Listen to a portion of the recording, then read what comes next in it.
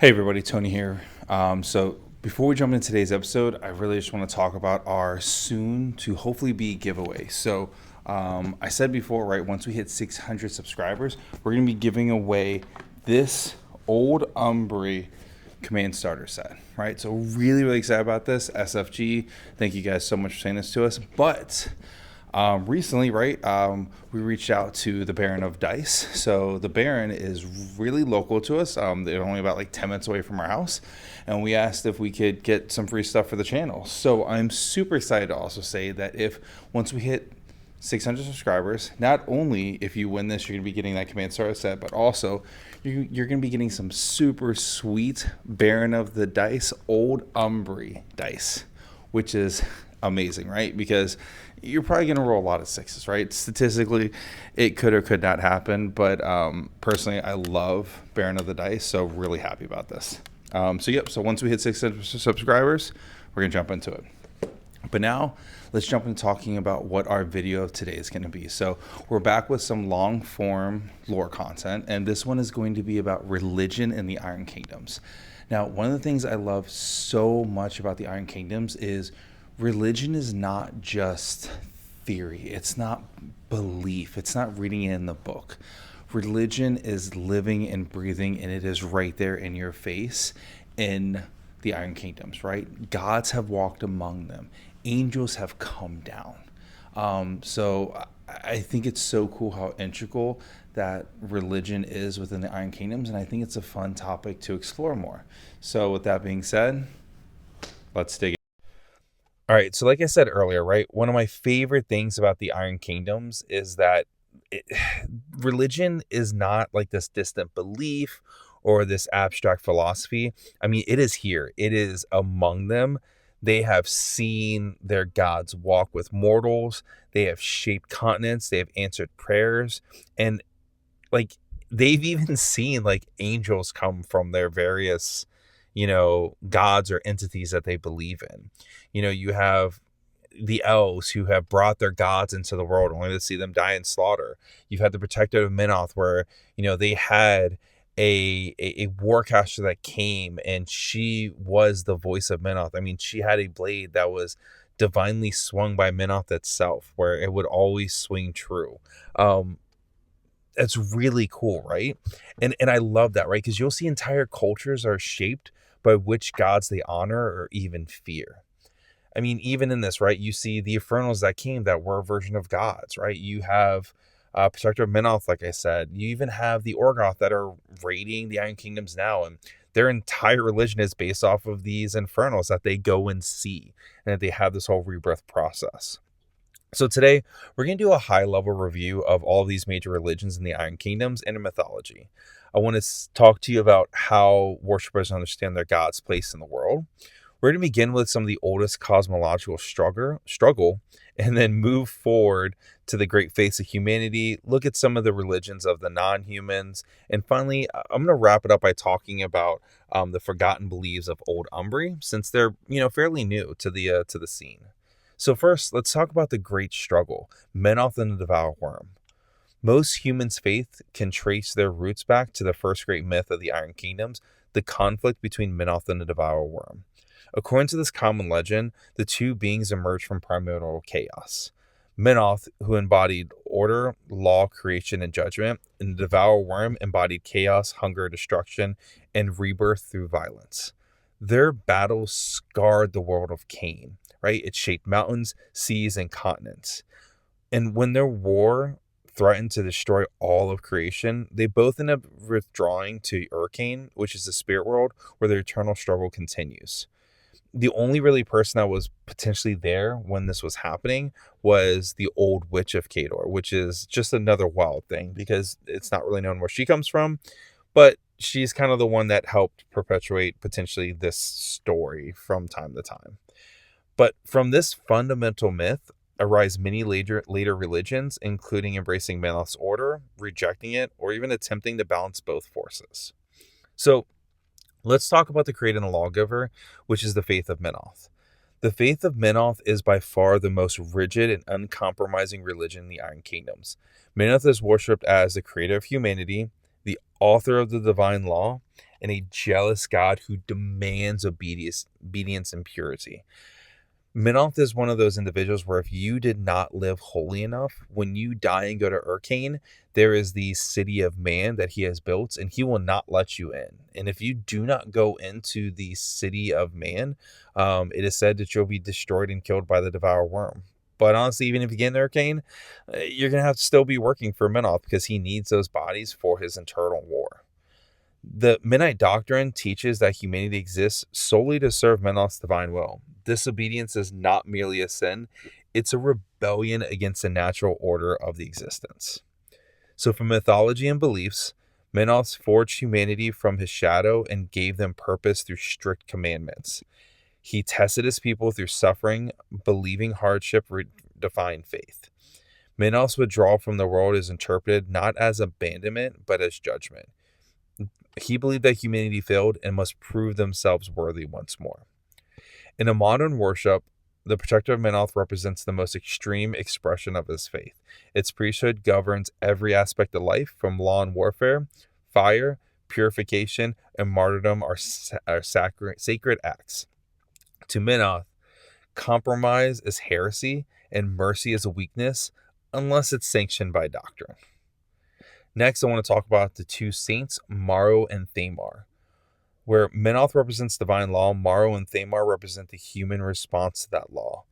Once both were mortals, they ascended into godhood through faith and sacrifice, becoming intermediaries between humanity and the divine. With Morrow, he is the God of light and redemption. They embody compassion, hope, civilization, and moral responsibility. His faith teaches that humanity is flawed, but capable of redemption. Unlike Menoth, Morrow emphasizes choice, not submission. For mythology, Morrow sacrificed himself to protect humanity, dying and returning transformed. His resurrection symbolizes renewal and perseverance. For worship, the modern Morrowan church dominates much of Signal and Ord. It supports charity, education, and moral restraint, often clashing ideology with Mennonite extremism. For Thamar, the goddess of ambition and shadows. Thamar, who is Morrow's twin sister, represents ambition, knowledge, freedom from divine tyranny, and power gained through self-determination. Thamarites believe the gods are not benevolent masters, but rivals to be resisted and manipulated. The mythology is Thamar defied Menoth directly, stealing divine knowledge and empowering humanity to stand on its own.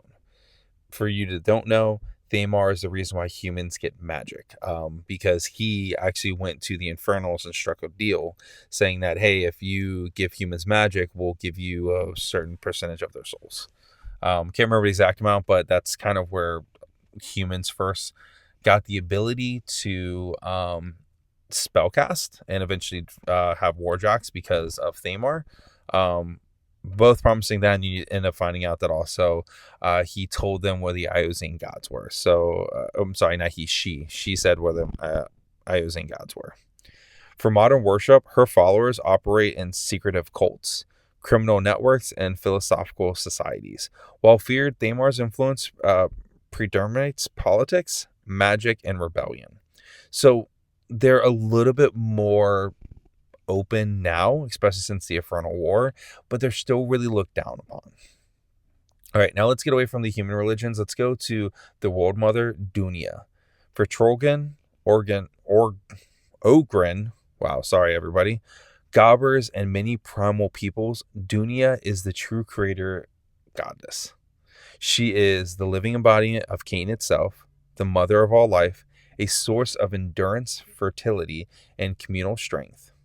Mythology as Dunia and the devourer worm were said to be bound together. Life arose from the worm's violent raging of Dunia's body, making creation itself an act of suffering and resilience.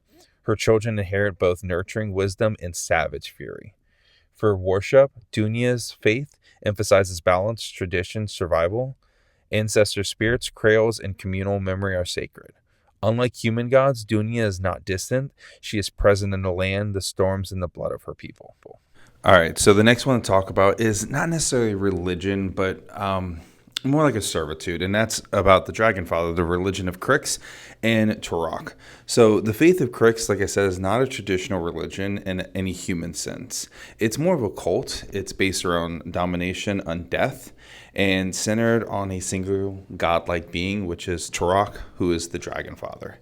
He is not worshipped as a beloved deity. He is revered as the ultimate expression of power, a god whose right to rule is proven through conquest and annihilation.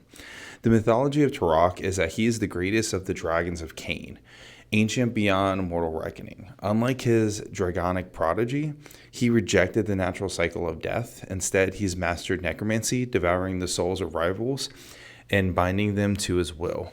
In Crixan doctrine, Turok did not flee death, he conquered it.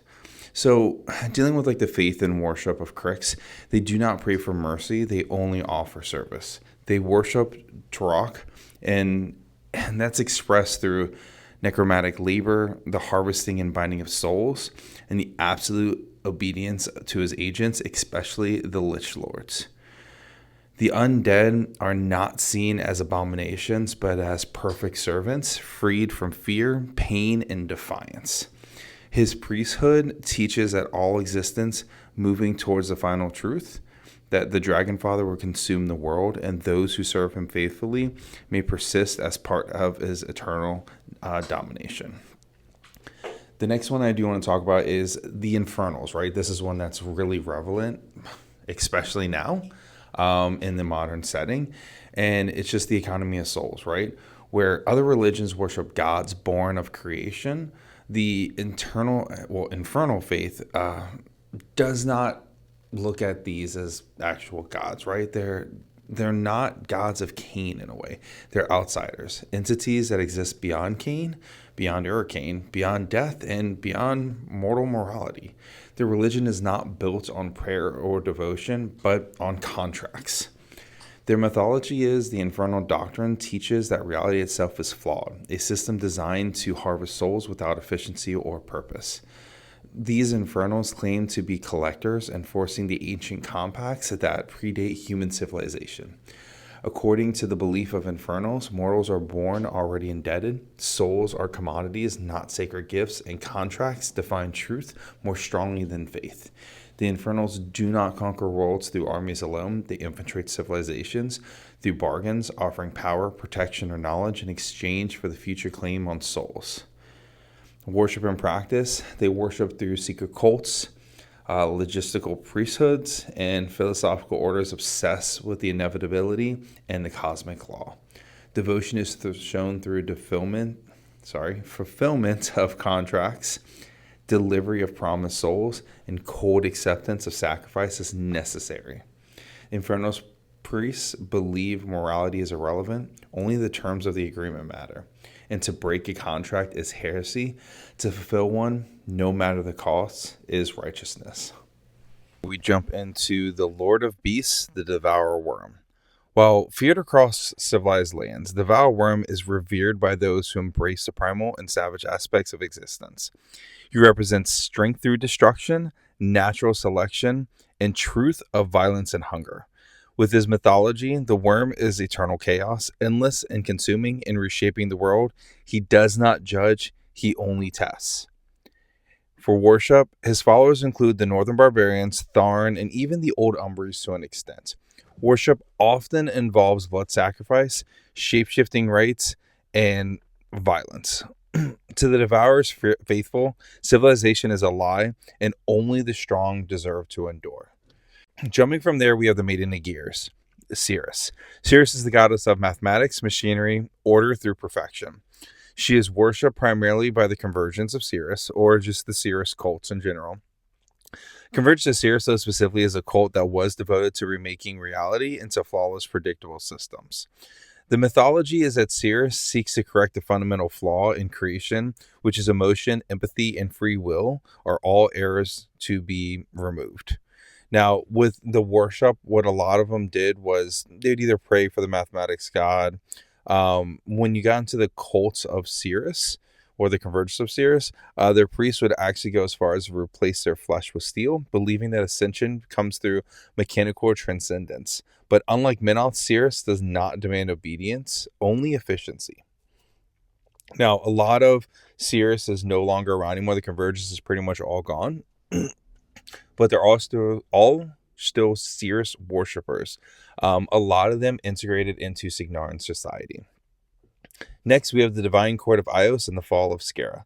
The elves of Ios once worshipped a pantheon known as the divine court, led by Skara, the goddess of rebirth and destiny. Their mythology is the Iosian gods fled Cain to escape predatory beings known as the infernals. This act shattered their connection to their realm and weakened them. Now, like I said earlier, a lot of this was done because of Thamar told the infernals where the Iosian gods were. Eventually, the gods were slain, triggering the Rivening, a spiritual catastrophe for the elven people. Thanks a lot, Gorshade. Now, with the aftermath, all of their gods are dead. The Iosians now face a future without divine guidance, turning to vengeance or radical transformation.